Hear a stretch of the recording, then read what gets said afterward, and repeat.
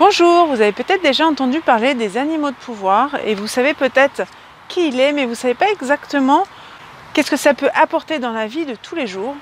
Eh bien, je vous propose d'écouter cette vidéo.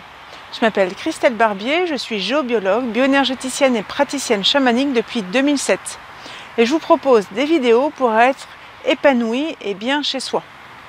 Alors l'animal de pouvoir, qu'est-ce que c'est? C'est un esprit en fait protecteur qui nous a choisi en fait dès notre conception. Il a choisi d'être là en fait pour nous conseiller, pour nous aider, pour agir on va dire un peu dans l'ombre et du coup nous offrir en fait plein de belles choses en fait dans notre vie. C'est lui qui va par exemple provoquer en fait tous les hasards de la vie. C'est lui qui va vraiment nous permettre de nous amener en fait sur le bon chemin pour avoir les bonnes expériences. Alors il n'y a pas d'espèces qui sont vraiment typiques en fait des animaux de pouvoir. On peut très bien avoir bien sûr l'ours, le loup, etc. Mais on peut aussi avoir un reptile en tant qu'animal de pouvoir ou même des araignées, des insectes. Ça peut être aussi des animaux mythologiques ou des oiseaux.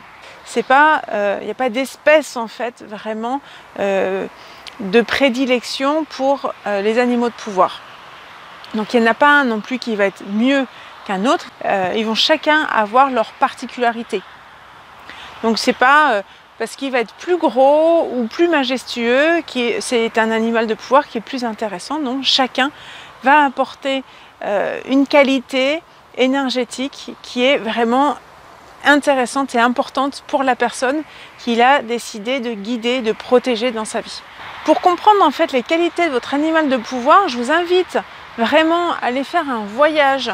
Pour ceux qui savent faire des voyages chamaniques, aller faire un voyage chamanique, aller le rencontrer et lui demander vraiment quelles sont ses qualités, pourquoi il vous a choisi en fait de vous guider dans votre vie.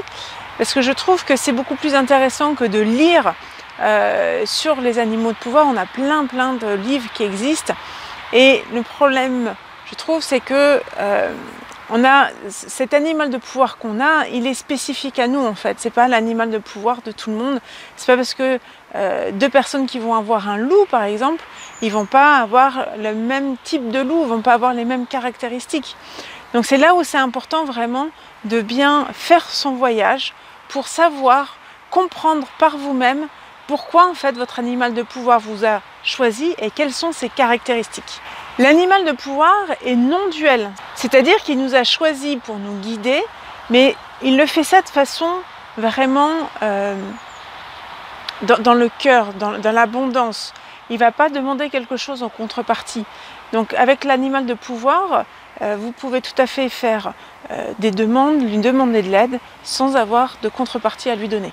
Donc je vous invite vraiment à aller voir votre animal de pouvoir, lui poser des questions dans votre quotidien, parce que c'est vraiment lui qui est lié à l'énergie terrestre, tellurique, c'est lui qui agit dans notre quotidien. Donc vraiment je vous invite à aller le rencontrer pour qu'il vous aide à mieux comprendre en fait certaines choses qui vous arrivent et à vraiment comprendre quelles sont ses particularités.